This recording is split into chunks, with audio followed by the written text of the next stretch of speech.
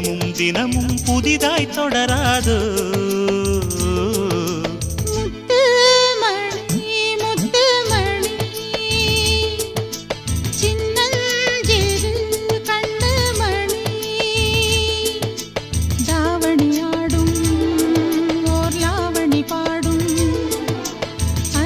பார்க்கும்